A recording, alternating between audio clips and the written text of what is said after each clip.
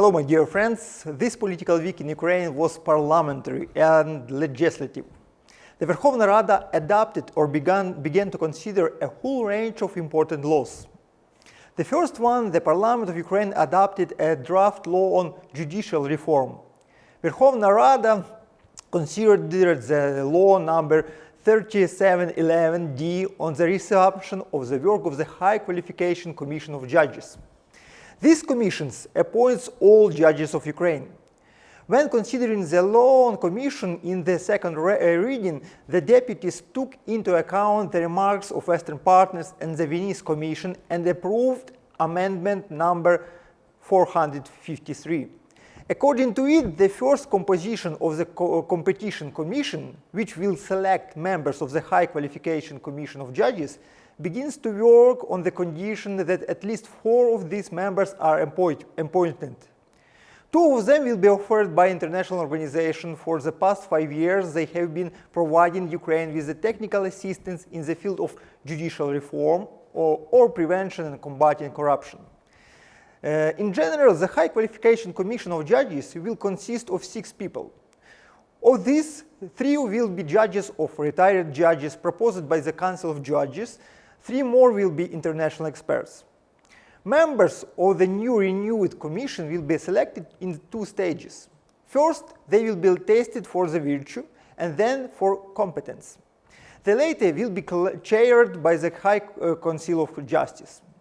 At the same time, it's not so easy with this commission and with these amendments. There is a discussion in Parliament about 2 different amendments, and one of them took the rules which gives for Ukraine Western partners, but another of them will lead to a lower role of international experts. Which of them we will find in the last version of this law, we don't know. It's a part of big undercover discussion. At general, the number of judges in courts of Ukraine on 16th October last year was 5,363 judges for the registered number of 7,295 judges. Regarding judges may be near 5,000 judges. The number of vacant township for the courts became almost 2,000. 2,000 judges of Ukraine is absent. For nowadays, it leads in our situation that many judges of Ukraine are not working today. The second important law is about law so-called about partisans and militia. On Tuesday last week, this very interesting draft law was adopted by Verkhovna Rada of Ukraine in first reading. The true name of this law on the foundation of national resistance. This bill actually proposes the next things. The first one, to create another special autonomy branches of the armed forces of Ukraine, the territorial defense forces. The second one, to legalize the militias of local self-governments, territorial forces, and partisans resistance movement. The third one, to provide the militia and partisans which benefits of servicemen the right to use weapon and infrastructure of the armed forces of Ukraine. The right to use personal hunting weapons, the functions to the Ministry of Internal Affairs, Ministry of Defense, Security Service of Ukraine, for example, like protection of public order, protection of infrastructure facilities, regulation of road traffic, implementation of emergency measure, and so on. And to subordinate this branch of troops directly to President of Ukraine, the Supreme Commander-in-Chief, and the parallel command structure, headquarters for these forces also will be created. And the heads of local administrations leads to T-forces, they are transformed into governor-generals. And the last one, this law divides the territory of Ukraine into zones, oblasts, and areas of territorial defense, in each of which a brigade or battalion can be created. 25 brigades and 136 battalions with the general numbers of soldiers more than 140,000 people should be created. Then, for these forces, state will provide funding for the maintenance expenses of the state budget. The armed forces of Ukraine gives them access to infrastructure and weapons, and also local budget also finance it. The very idea of the bill is undoubtedly correct.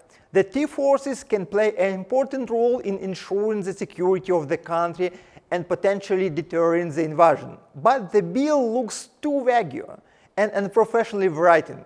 Changes are needed in another more than 20 existing laws. Many definitions are poorly formulated and antagonistic.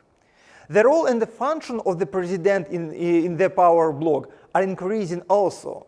Conditions are being formed for the emergency of something like municipal wards, local power structure that will serve the regional feudal elites and replace the other power structures or defend radical party interest. We need a high qualification revision of this draft law, especially in terms of the rights and obligations of the forces of maintenance and, of course, civil control. The third very important draft law, which was adopted by Ukrainian parliament this week, it's law for the indigenous people. Friends, I decided to clarify the essence of this law, since the topic is strongly politicized by our and Russian politicians. Mr. Putin, every time when he's talking about Ukraine, talking about this law. Three national minorities are defined by indigenous people, an ethnic minority that does not have its own state. Crimea Tatars, Karayims, Krimchaks. These three peoples receive additional rights. The first, financing of their representative bodies, Majlis, for example, from the state budget. The ability to create schools with instruction in the native language and national media with broadcasting in the native language and state support.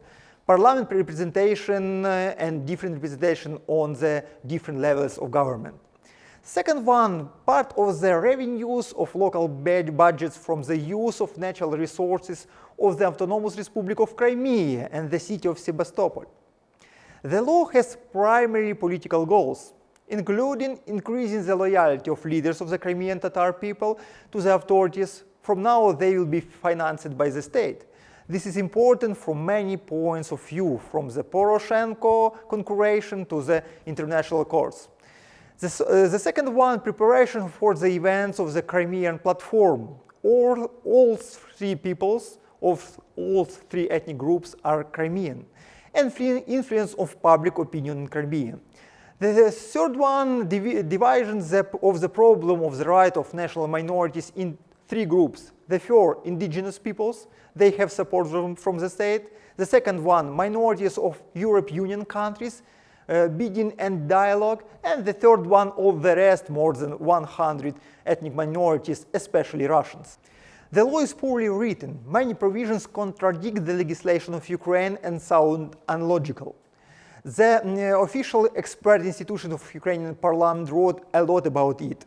Most of the norms are declarative and will not work at all. By the way, the fact that such an important law was adopted immediately in the first reading and in general means that not a single fraction spoke out against. And of course, any political week in Ukraine should not be without the topic of oligarchs. This week, Verkhovna Rada of Ukraine also taking the first reading the new draft law on Ukrainian oligarchs. According to the law on the oligarchs, if personally or people related to you own influence political and politicians, mass media have a monopoly and your assets are over 84 millions of United States, to you, on the recommendation of one of the members of National Security Council, should be made special measures. For example, it will be forbidden to finance political party for you. It will be forbidden for you to take part in privatization. It will be forbidden for you to submit an electronic declaration about your assets. And then will be entered into a special register. At the same time, judging the oligarch is to execute and pardon their register will be kept not by any anti-corruption structure of anti-monopoly structure, but by the National Security Council. Honestly, I don't know a single oligarch who directly finances parties or takes part in privatization. They are specially trained people and well-diversified offshore company for this. But there is not a word in the law about strengthening the fight against corruption, illegal influence on government officials, improving the anti-monopoly legislation, or fighting money laundering and tax evasion. Nothing to actually change the balance between business and government in our states. As a result, we are dealing with a political pamphlet, the norm of which will not stand up in the cards, if anything, which will not really affect to the fight against political corruption, but will cause to the attention of the native public and from Western parties, will force big business to line up under the National Security Council so as not be included in the list of shame. And somewhere out there on the periphery of public attention, a tariff crisis and development, issue of peace and fight against corruption remain unresolved.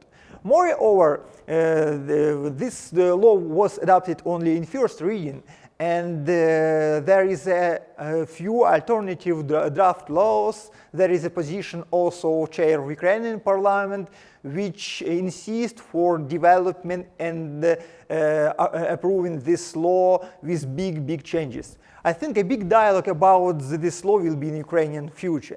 It will not be very easy to adopt it later. Moreover, and more interesting law on the oligarch also, Verkhovna Rada adopted a new special economic law which increases the many different tax levels.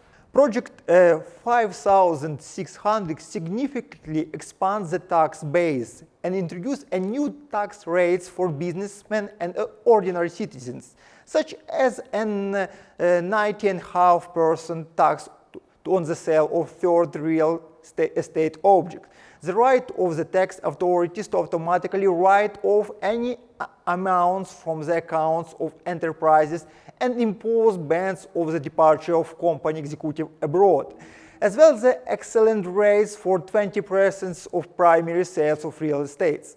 Such draconian measures are necessary in order to raise an additional 5 billion into Ukrainian budget. Moreover, Ukrainian parliament this week make a big step to increase the rates for different types of business of Ukraine, which take in account in agriculture and natural resources. State Bureau of Investigation, according to new law of this week, also take a bigger obligation. Any person working in GBR and from the GBR leadership will give the appropriate permission, will have a weapon. Prior to that, only employees of special physical protection unit could carry it, store and use weapon. You ask, how many people work in State Bureau? Now 600, but it has potential to increase till 2000. Also, Parliament adopted two more small but also important laws. One of them for creating the Fund for Partial Loan Guarantee in Agriculture, and the second one, Office of Commissioner for Medical Affairs. Also, my dear friends, I was not able to lose the topic of correspondence dialogue or peaks between the Putin and Zelensky this week.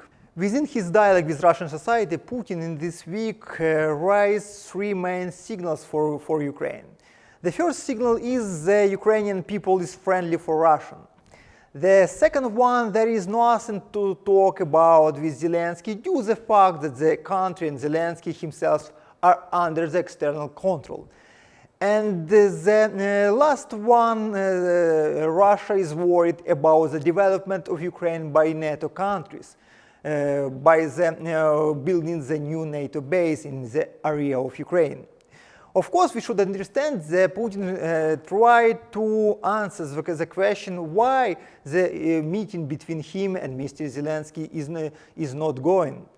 Russia tries to say that there is no any choice and sense to make the meeting with Zelensky because Zelensky is not able to make any special, any concrete dialogue because he depends on United States or European Union. Zelensky at his place also didn't lose to answer the Putin. Zelensky said to Putin that we are not one people, at last once we were them.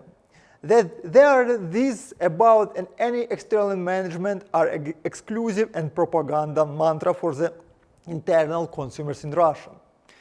Because in the real world all issues regarding Ukraine are resolved exclusively in Ukraine and the Ukrainian state, and certainly not in any neighboring country, and certainly not by shadow intermediates, who are now under house arrest and wanted.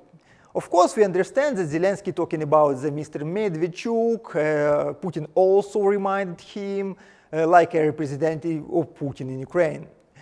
Commenting the words of the Russian president about the development of Ukraine by foreign contingents, Zelensky called them an obsession. Speaking objectively, all the formats of exercises that take place with the participation of our partners have not been worked out today or yesterday. Because this dialogue and peaks or correspondence between Putin and Zelensky is going on before the summits of Crimea platforms. And in this situation, about this we have small insight only for you, our dear viewers. We found on the bus stop maybe the text which looks like a draft program of Crimea Platform Summit. Due to this text, Crimea Platform will be held on Monday, 23rd August in Kyiv.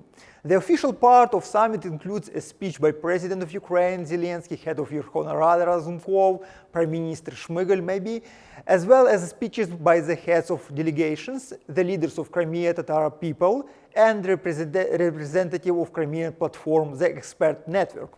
During the summit, it is planned to sign a special Crimean declaration. After that, President of Ukraine will hold a press conference following the summit. And members of delegation and experts will continue to take part in the work of summit in format of thematic panels, which are organized by the Crimea Platform expert network. Further, a working lunch and meeting of both of Presidents of Ukraine and the heads of delegation of the Office of Crimea Platform are envisaged. It is planned to hold a thematic panels. The first one protecting a rule-based order, a policy of not recognition and restrictive measures in response to violation of the norms and principles of international law. The second one, militarization of Crimea, finding answers to security threats and obstacles to freedom of navigation. The third one, violation of human rights and international humanitarian law in the occupied Crimea. And the fourth one, restoration of the rights of Crimea Tatar people as a tool for deoccupation of Crimea. And finishing this video, I want to remind you the words of the great Orwell. Speaking the truth in the times of universal deceit is a revolutionary act. Be the revolutionaries, colleagues and friends. See you next time.